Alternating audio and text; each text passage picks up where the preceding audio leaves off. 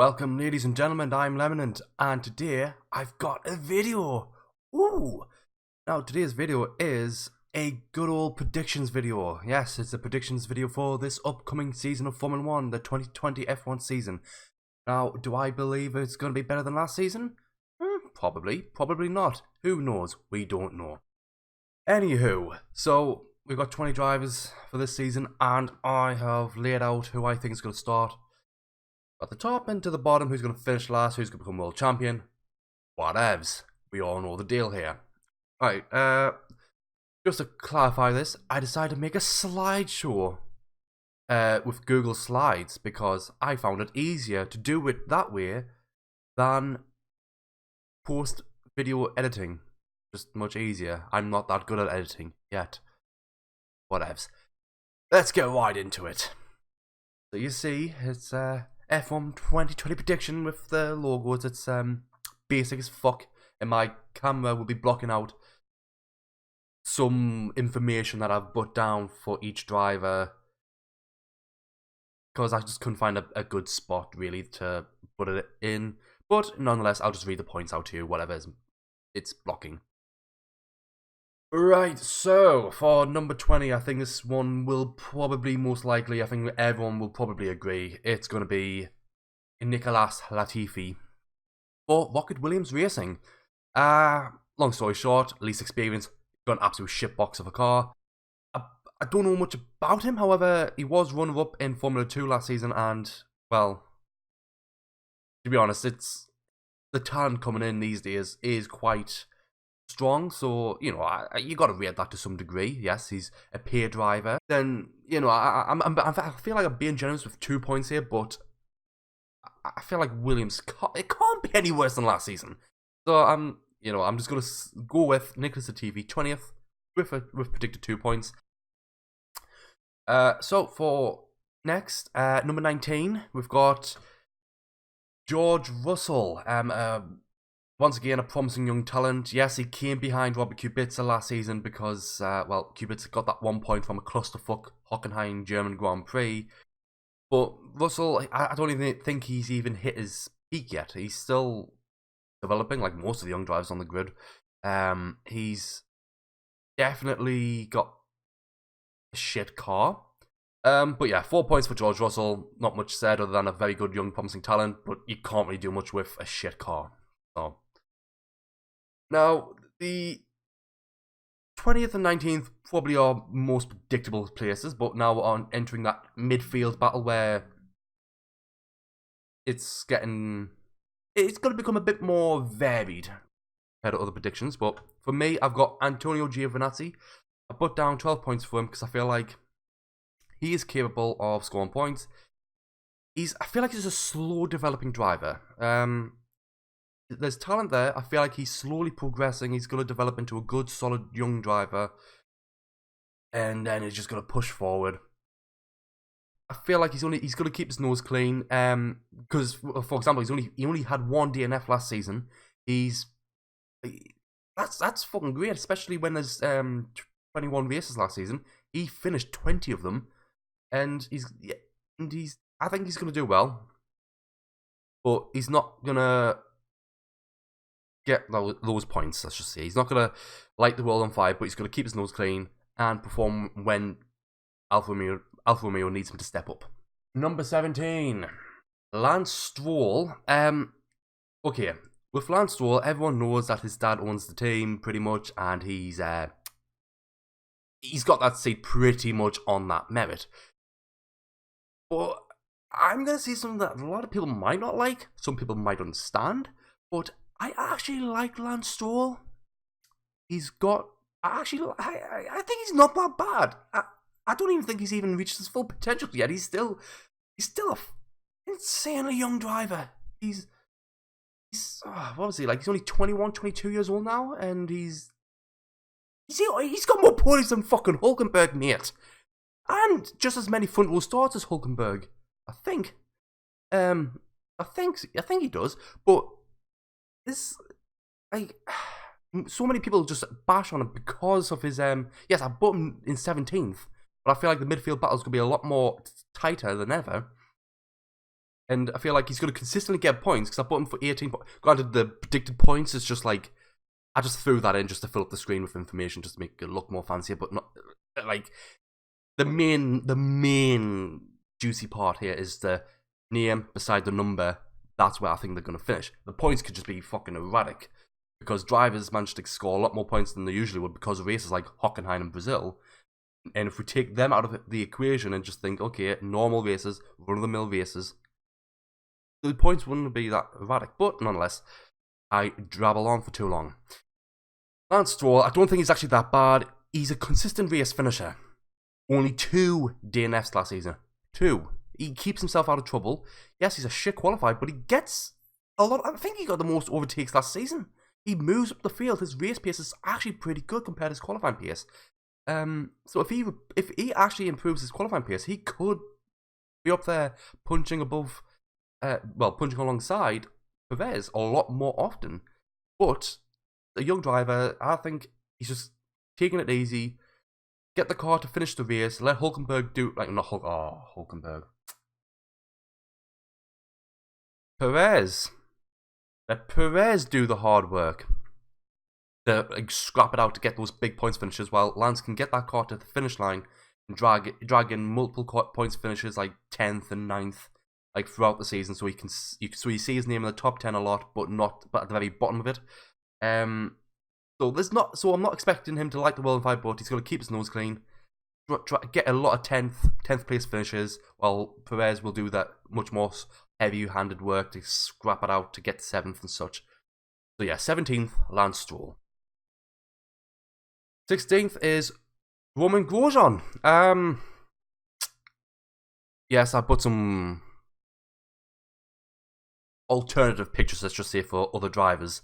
But for Romain Grosjean, I put him down in 16th because I feel sorry for him. I believe the car will be a better car. Because they were a massive clusterfuck last season, where they end up having to resort to using like the Melbourne spec car, and then with one driver, and then the other driver has to use like the current spec car to find out which one's even better. And it was a developmental hell. So I think Haas would probably sort the shit out and set that straight. But with Grosjean, he's, to be honest, it's one of those weird things. He's got like, 10 podiums, 12 podiums? And a lot of people give him shit. On his day, he could be one of the best drivers on the very grid. Granted, those days are very rare, but they can happen. Like, it's his last chance. Last season, he only 8 points last season. 8. So I'm being generous here with giving him, thinking he can get around 20 points, give or take 5, 10, whatever. Like, generally around the 20-point mark. Like, I actually like Grosjean, but he's on his last legs in terms of, like, with Haas. Like, if he does not improve in terms of keeping himself out of trouble, regularly get point finishes, or at least show that he is a great fighter in the car and doesn't smash it into the wall, he probably will be kept on. But as of right now, he has to be on his last legs. Like, I feel sorry for him, but he really does need to, like, I always thought, like, I like Grosjean, but I think people's been overreacting about him. But now it's getting to the point where I can see their point. I like Grosjean, but I don't think he will light the world on fire. I think he'll just call it a day after this season, probably move to Formula E or Le Mans. 15th is Danny Kvyat. I think he's not going to get kept on for this season, well, after this season. For AlphaTauri, or with Red Bull, AlphaTauri, whatever. That whole program. But he's not a bad driver. Yes, he got a podium last season, obviously after a clusterfuck Grand Prix. He's I don't know. I feel like he's gonna have a good season, but nothing where it's gonna capture the attention of others. While Gasly, like, a lot of eyes were on him for a lot of bad reasons, but in the end, he turned it around to make a great happy ending for him. I think Kvyat's like, Oh, there's Kvyat. And then just move on. He's still a young driver, but I don't see much. I don't see why Red Bull will keep him on. I don't think he's gonna get many points finishes. But people call him torpedo. People make fun of him, but he only got 3 DNFs out of 21 races last season. That's actually not bad. So I think either he's gonna, because the thing is with 15th, I think that's not too harsh, but it's not generous. Definitely not generous, but it's not too harsh. It's somewhat in the range of, okay, he can, like, he has a chance to prove me wrong, but I think he's gonna be 15th. 14th is Kimi Raikkonen. This is gonna be his last season, I think. I want him to stay. I want him to stay forever. But you know, sadly, reality is a thing, and age is a thing. But I don't think the car will be as competitive. But his experience and his he's a fucking driver still to this day. He's one of the best on the grid. I don't care what anyone says. He is one of the best on that grid. Like, even with his age, I don't think, like, okay, if age going up, his speed slows down, but with experience goes up, he's able to still extract more out of it. So yes, I think Kimi Raikkonen will get 14th. Still one of the quickest drivers on the grid, I think. But he'll probably not. There'll be good memes, I think, this year. I think that's one thing we can all agree. There'll be some Kimi Raikkonen memes that will stand out for this year, like steering wheel. Ooh, leave me alone. Ooh, you know, that's sort of good shit. But you know, I'm gonna miss him when he does retire. So number 13, we have Pierre Gasly. I think he's gonna finish 13th. He's gonna have some good shows this year. Gonna get good points. So the predicted points, I say 40, but again, I just feel that's slotting for the sake of it. The main part, once again, I'm gonna say this once again. 13th is that's the main focus. Just ignore the points because that probably might not happen. But I think 13th might. There's more chances of him getting 13th than him getting 40 points. I digress. He will be determined to show Red Bull that he is worthy of that. See that he did when he got dropped. He's grown to me. When he first came to Formula 1, I was like, oh, okay, cool, a new driver, that's cool, a new opportunity for him. But I was pretty. He's on his day, he's good, but I wasn't too. I would say I didn't have much belief in him being a top driver. When he got that Red Bull seat, I was like, oh, okay, cool. But I was kind of like, Max is the main guy. He's gonna pretty much be the Johnny Herbert to Max's Schumacher.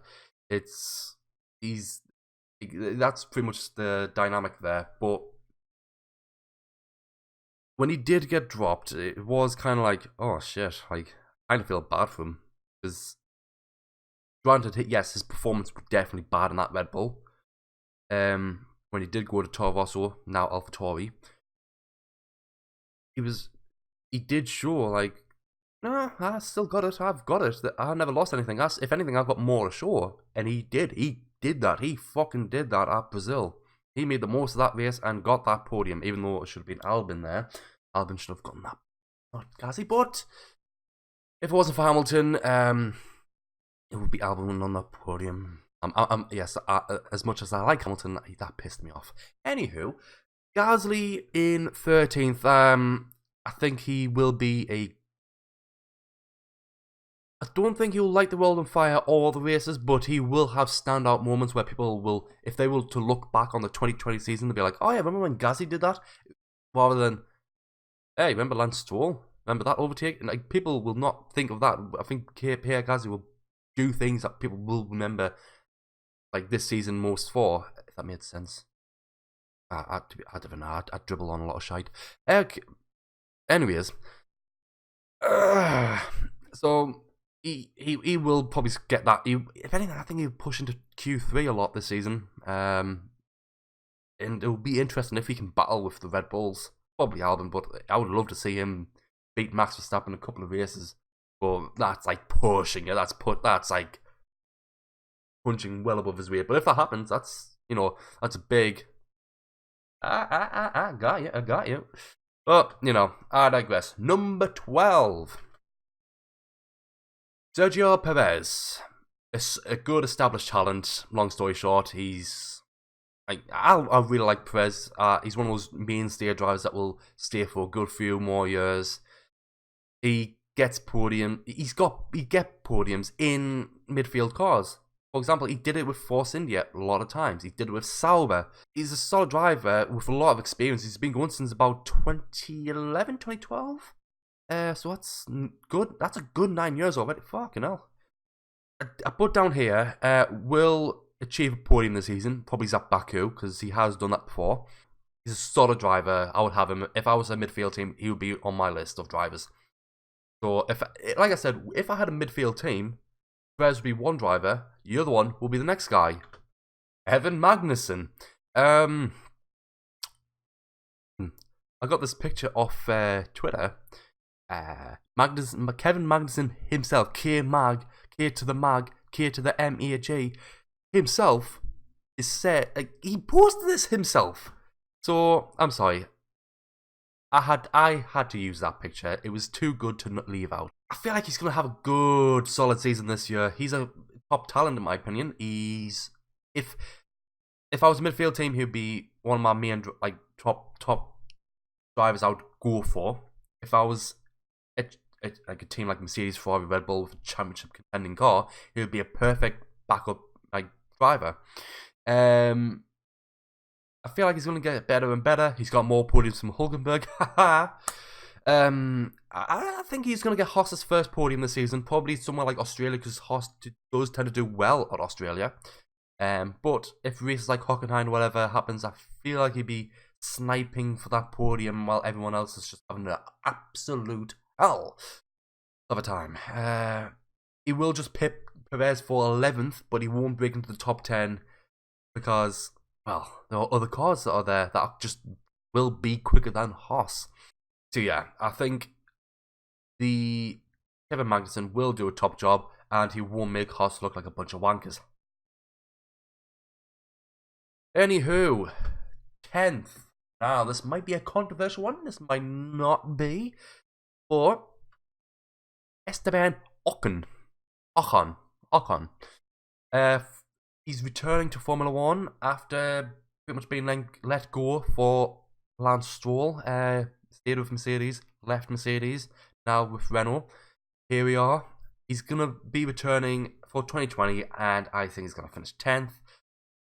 Because, well, right, people are touting him as a future world champion, a driver with that kind of talent, that raw talent. But I'll be honest, I don't see that. I see more potential in Giovinazzi than I do in Ocon. That may sound ridiculous, but I do.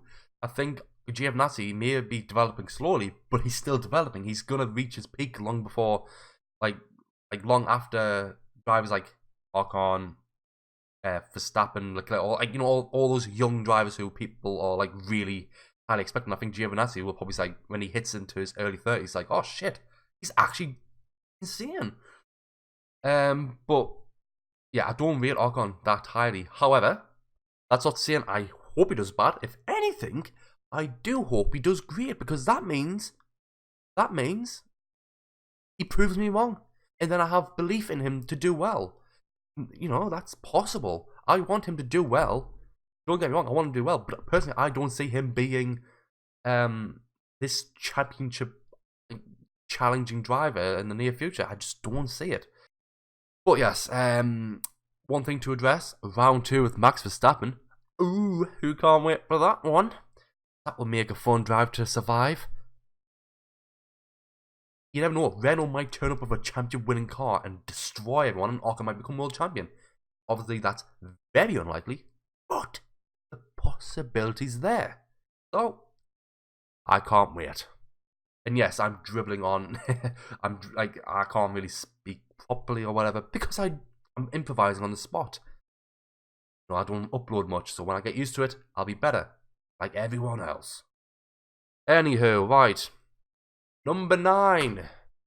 Lando Norris. The man finished 11th, I think, last season. he should have technically finished higher because he did have he was 6th or 5th in Belgium, and then the car just broke down a couple laps remaining. Renault engine. Was it an engine problem? I don't know. The car just broke down, cost him a good 8 points at least. I think that happened on a couple of occasions, if anything. He was screwed over from good point scoring finishes. He did finish nearly half the amount of points to his teammate Carlos Sainz last season, but well, that's because Sainz is a talent that is a dark horse talent, in my opinion. He's yet to he's a young driver. He's the same age as me, or actually no, I think I'm older than him. That's scary. I'm actually older than an F1 driver. I'm actually older than Lando Norris. Anywho, he's got years ahead of him. McLaren's on the up. McLaren shouldn't rush back to the top. What they're doing right now is good. They're slowly progressing. They're slowly getting back to the top. Focus on 2021 more, and they could challenge for race wins in 2021. As ridiculous as that might sound to some, the possibility is there, which makes predictions very wonderful. Because if I'm wrong, I'm wrong. But if I'm right, I'd be smug as fuck. But yeah, he probably will get good finishes, but so yeah, Lando Norris, he had to achieve full potential. He's still got so much room to grow. I do think he needs to be a bit more aggressive as a driver. He should be obviously not Maldonado or Grosjean levels for wackiness, but enough for if a driver is about to overtake you, they'll be like, oh shit, I'm coming up to Lando here. I'm gonna expect some tough battles. He does that. He does perform, he does defend, does attack. But I feel like there needs to be a bit more of a fire in him. He's not this, he could be this lovely, happy-go-lucky, laughing meme of a human being that everyone adores. But on track, he needs to, I think people need to see that he's a driver at the very edge. And if people can see that, oh, okay, we can see that contrast. I would love to see that. I would love to see a bit more fire on the track, where people won't take him as a joke. People don't take him as a joke, but you know what I mean. Where he doesn't. People will take if someone's about to overtake him and they think, I need to be careful here. I can't just try. I want him to establish himself as one of those drivers where people are like, oh shit, I'm gonna have to deal with him now, because he has the talent to really. Right, because the thing is, you look at someone like Charles Leclerc, Max Verstappen, they're going to win titles. That's a guarantee. They are going to win titles. Lando Norris, he's one of those ones where there's a much bigger room of where his career is going to go. It's going to be achieving podiums, or going to be top of the best of the rest for his whole career, or race winner, or he might get the championship. That's for him. For me, that's where his window is. It's pretty much anything in between. While the likes of Verstappen and Leclerc, it's championships, even though they've already pretty much done everything else, win, poles, whatever. So it's for them, it's just championships. That's where they're going to go to. But Lando Norris is it's a much wider scope of where his career could end up. But he's got potential to be world champion. But it's it's early days in his career, man. I'd love to see him fight at the top. He's got room to grow. Number 8. Daniel Ricciardo. Dude's a legend. If there was to be a Formula 1 Hall of Fame, he will be inducted into that. Obviously, in the future. Long story short, he's a solid driver. He's aggressive, but not stupid. He's quick, but not too quick where he bends the car all the time. And he's not slow. He's very confident in overtaking. We all love his dive bombs. With Ricciardo, he will push for podiums in races like Monaco and Hungary. I think he can really push it. If anything, I think it was Montreal last season. He got 4th last season, or qualified 4th.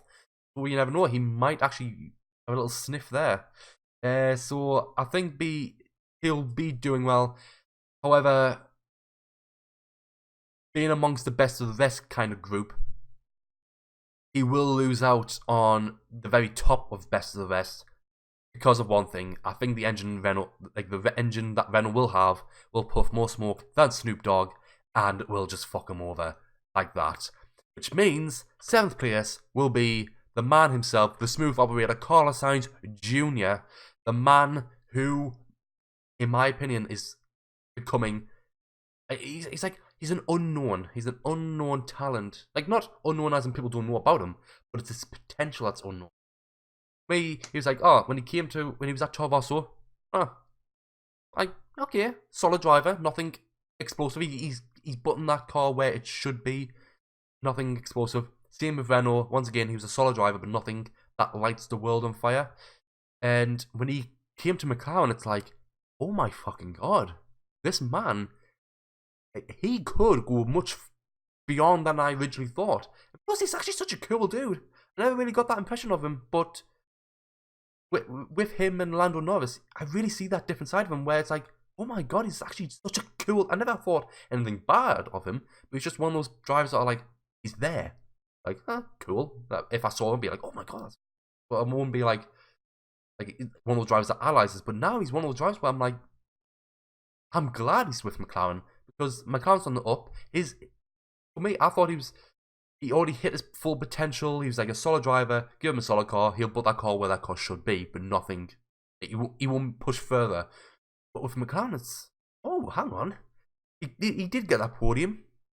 So there was a light at the end of the tunnel with Hamilton being a cunt on the track and took out Albon. I'm sticking with that thought, because I don't care if you say, oh, Albon went wide. I mean, it was the end of the race.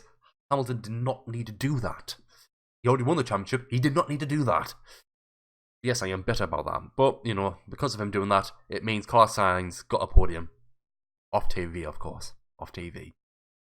But yeah, his potential is like... He's like, when I say unknown potential, it's like... We could be in the midst of a dark horse where... I rate him much, much higher than Ocon.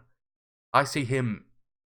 If you put Ocon in a Ferrari or Mercedes, you put Sainz and, you know, them kind of cars, Sainz would outperform Ocon, and I hope he bloody does, because I see Sainz is becoming one of my favourite drivers on the grid, and yeah.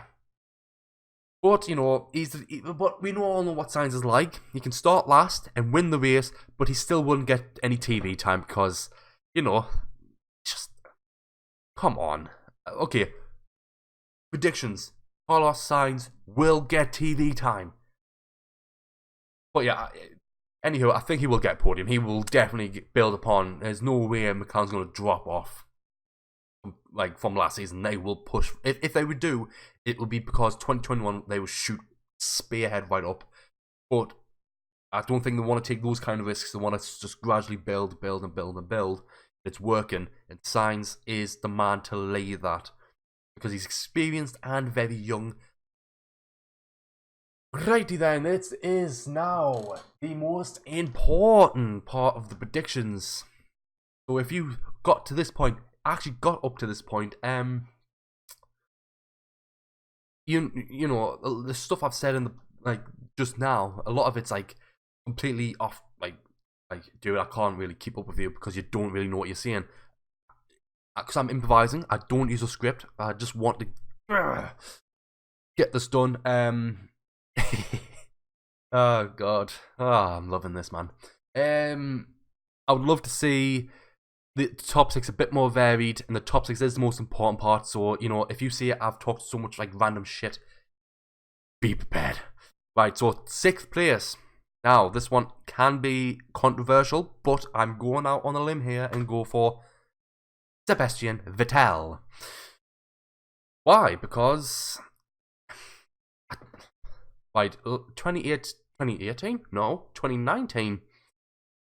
We saw that he still had it in him that he can win races, but Charles Leclerc, a lot less experience, a lot less time in that Ferrari, outperformed him. He got the most poles, he got more race wins, he even won at Monza. Vettel made unnecessary mistakes again. Like, I'm sorry, the Brazil incident, Vettel did not need to move over like that. He could have just, like, kept in the back of Leclerc and just slot in the inside line, and then that's it. No contact. He did not need to do that, and cost both Ferrari. Ferrari's like good points in Brazil. In fact, two potential podiums in that race. Like, Vettel is the type of guy that he has nothing to fight for and still loses out. Like, he hasn't got the championship to lose, but still, like, bins the car, and people are like, oh. Like, the worst thing is, he's a 4-time world champion. Like, that's like, if you were to put a Mount Rushmore of F1 drivers, he could potentially be up there. Well, if not for, like, definitely in the last 20 years. Definitely for the last 20 years, because in the last 20 years, the Mount Rushmore of F1, you would have Michael Schumacher, obviously, Fernando Alonso, Lewis Hamilton, Sebastian Vettel, and is there 4 heads or 5 heads on Mount Rushmore? Fuck this, I'm gonna Google this. So yeah, there's 4 heads on Mount Rushmore. I thought there was a 5th one for some reason. But yeah, if in the last 20 years, from the year 2000 to now, 2000 was 20 years ago, fucking hell, I'd say the Mount Rushmore Formula 1 from 2000 to 2020 would be Lewis Hamilton, Sebastian Vettel, Fernando Alonso, and Michael Schumacher. Yes, there's Kimi Raikkonen, but he was that one-time world champion. Ferrari's last world champion. Wow, 2007. Hey, Ferrari fans, listen. When Michael Schumacher won in 2000, who was the previous Ferrari world champion? Jody Scheckter, 1979. It took Ferrari 21 years to break that drought. Don't worry, Ferrari fans, it can be worse. They've got 8 more years to not, to get another world championship and not have a drought as bad as that one.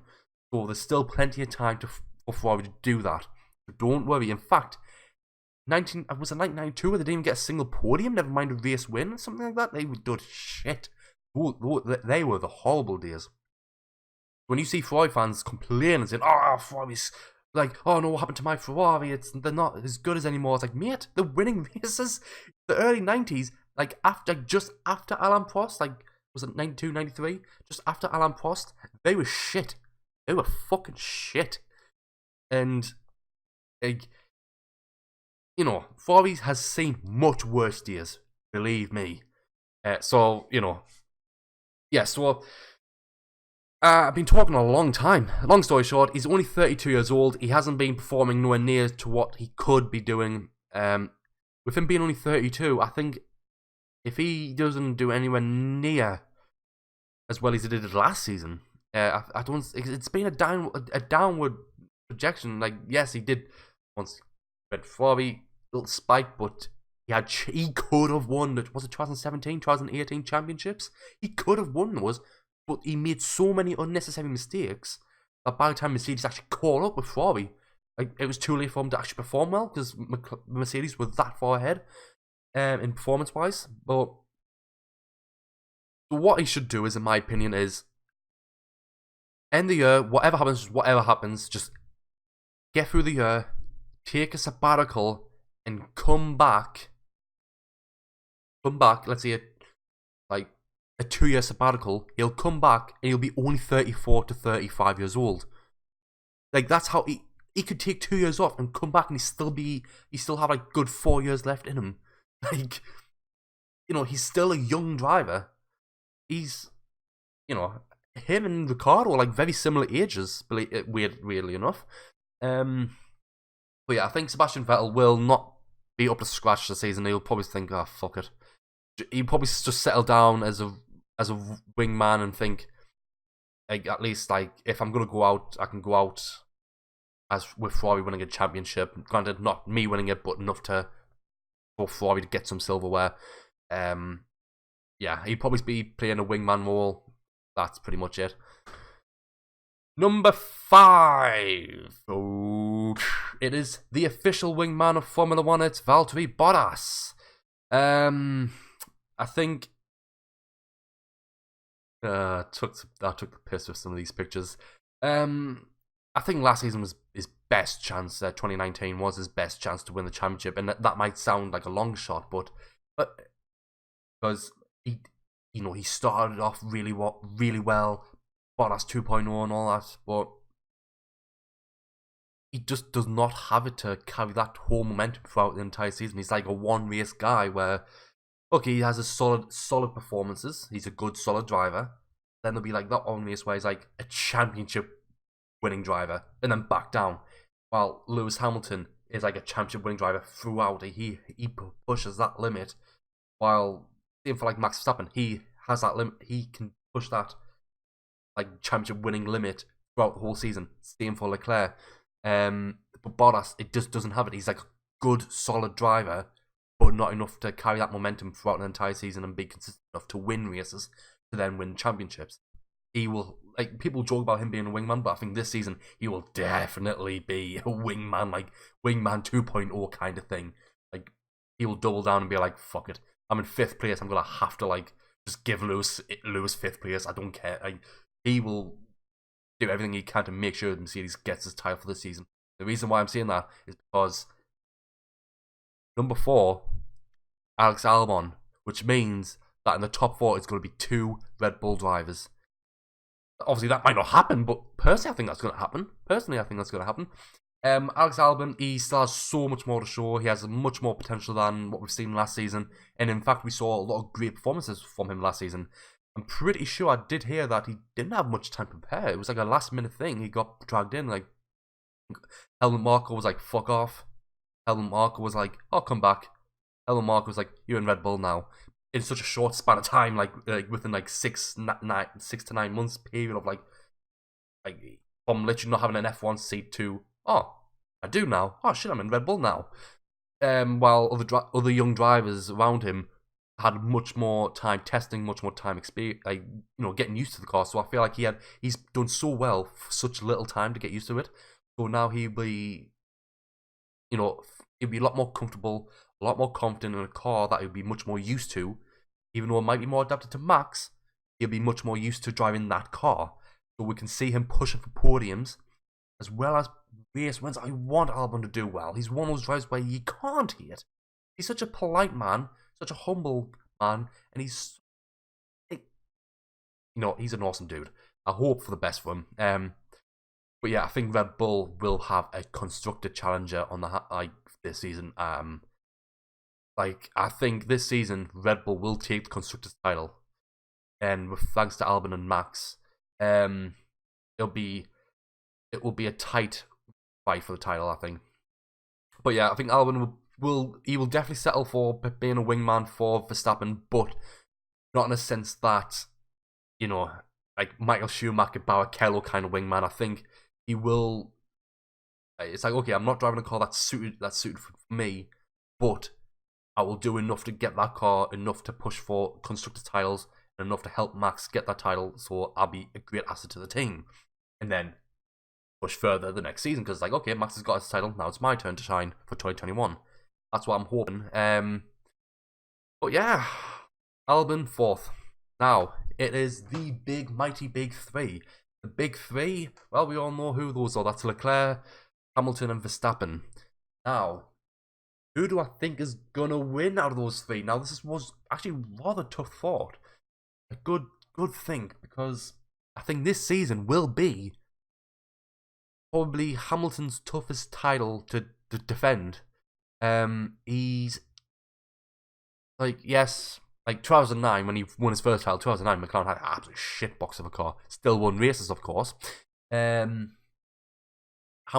lost the title out to Rosberg in 2016. But that was, I don't care what anyone says about Rosberg, Hamilton, the whole dynamic between the two. Personally, like, oh, he got lucky, like, ultimately, Rosberg did win that championship fair and square. You know, there's nothing, like, I never saw Rosberg as a championship winning driver, but that season he went beyond something I never thought he had in him, and he did it, and once he did it, it was like, oh, quality, I've done everything I need to do now, and he did. And you know what? You know, I like Rosberg. Like, yeah, he might say some stuff I don't agree with, but you know, everyone has their own opinions. You know, it's okay to have them. But number 3, Charles Leclerc. Now, this is not me saying, oh, Charles Leclerc will definitely get 3rd. long story short, he got most poles last season. He won at Monza. He outperformed Vettel. He really showed Vettel, like, I know, I'm the #1 driver. I don't care how little time I've been here compared to you. If I'm winning or pushing for win, I'm the one who's, like, I shouldn't be stopped back and be held to let you through. If I'm going to win, I'm going to win. Leclerc, he's such a good dude. I want him to win one world title. I would love to see him win a title. I think it's very fitting for him to win a title at Ferrari, because it's just, like, especially for Jules Bianchi was definitely a talent that could have went beyond. Like, Bianchi could have joined, was close to joining Ferrari, and Kubica could have joined Ferrari. So we could have had in mid last decade, Kubica, like a healthy Kubica in a great Ferrari alongside Bianchi. That could have been a big what if team. Like, oh, that is a strong team that would have dominated Formula 1. But Charles Leclerc, he's the one who I think will get third, because he's going to be better than last season. He's going to win more races. He's going to... what I think he's going to definitely get most poles this season. He's going to get most poles this season. However, the reason I bottom number 3 is because I don't believe in the Ferrari team. I don't believe in the team strategies, which, they were a massive joke for the last couple of seasons. And I feel if Leclerc's going to lose out on the championship, it's going to be simply because of the strategies. Leclerc's going to do everything right, but Ferrari won't. They will make mistakes that will cost Leclerc race wins and big points that Verstappen and Hamilton will make the most of, and then they will finish above them because of that. So I'm seeing Leclerc third, not because Leclerc isn't capable of pushing higher. He is, but I don't trust Ferrari, like, giving Leclerc that, like, the right strategies to win. So Leclerc third, but if Ferrari get their strategy spot on and sort their shit out, Leclerc's world champion. No doubt about it. Leclerc's world champion. Or it's going to be a very, very tough fight to the very end with Verstappen. Because the way I see it, Verstappen's like the new Senna, Leclerc's the new Prost. We're going to have that next generation of, like, rivals that's going to define a generation. And then you're going to have, like, Lando Norris, like the Nigel Mansell, Albon and Russell as, like, the Nelson Piquets and such, who, the drive, like, those championship winning drivers who are around the two.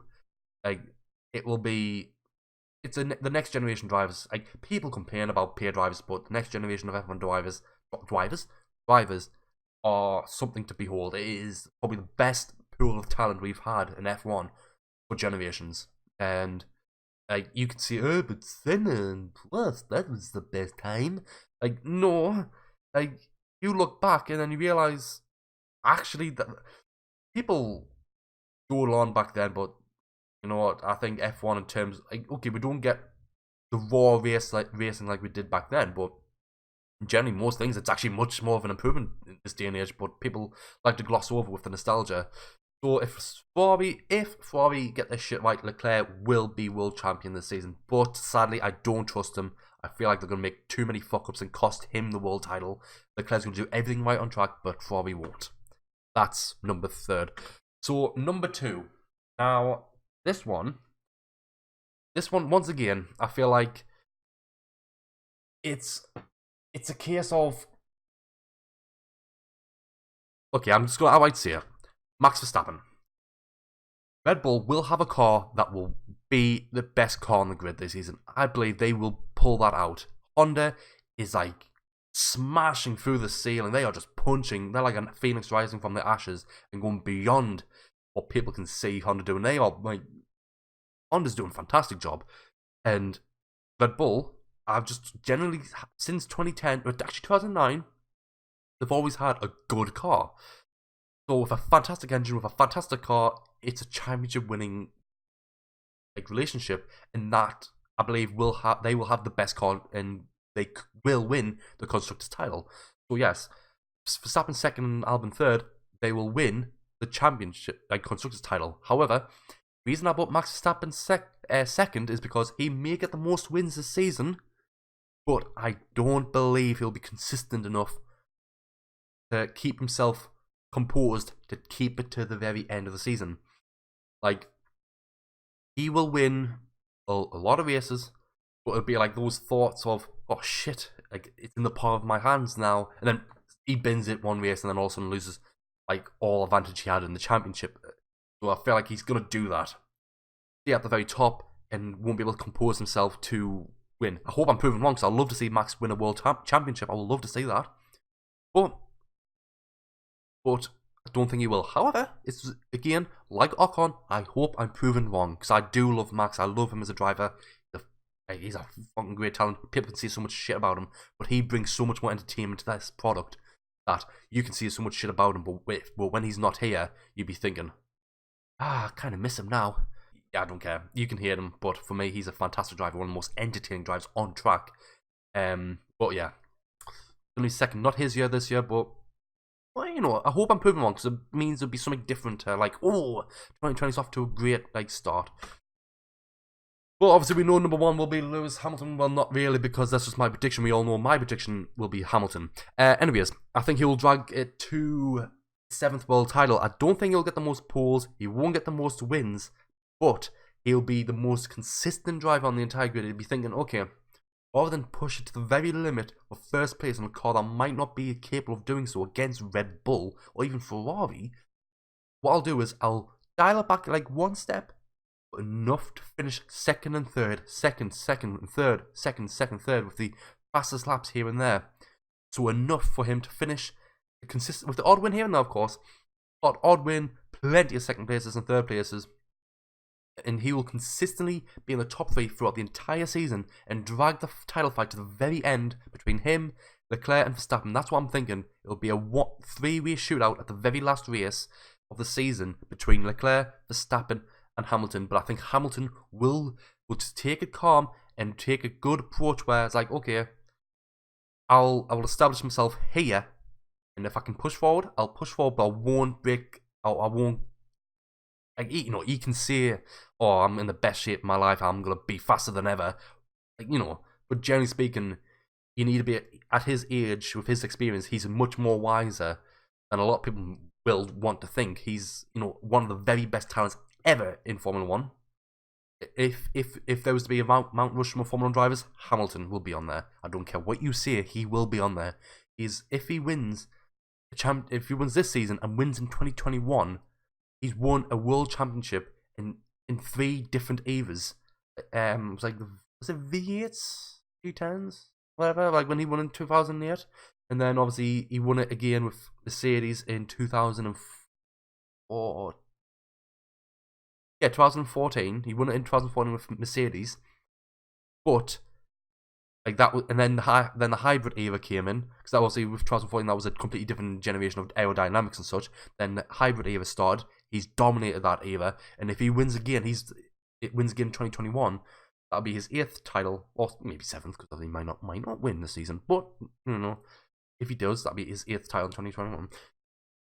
That means he will be, for me, the best. He's won at least one championship in different eras of Formula 1 in terms of aerodynamics, engines. He's done it all. He's won races. He's won championships in each different era. You cannot say about that about any other driver. Yes, he's like, he's always been in a competitive car. He dragged wins, 2 race wins. I think it was at least 2 race wins in that McLaren in 2009, which was one of the worst McLarens. Like the drop off from McLaren, like from 2005 with Raikkonen, reliability fucked him over. Then 2006, yes, it didn't get any race wins. But that McLaren 2006 was so much better than the McLaren 2009. Like that McLaren was fucking shit. He got 2 wins out of it. He dragged race wins from 2010. He did 2011, 12, 30. He's won at least 1 race every year he's competing. No driver has done that for that long. Yeah, and he's always, yes, he's been in competitive teams, but the cars have never always been championship winning cars, and he's still dragged race wins out of them. That's what I mean. He's that experienced of dragging the most out of it, but he will be so composed to consistently finish 2nd and 3rd and get the odd race win to drag that fight to the very end, and he will pip Verstappen and Leclerc the title. So that's my prediction. Hamilton world champion in 2020. Hamilton in Abu Dhabi will become world champion, with Verstappen and Leclerc being very, very close to each other, and it will be a 3-way shootout in the last round.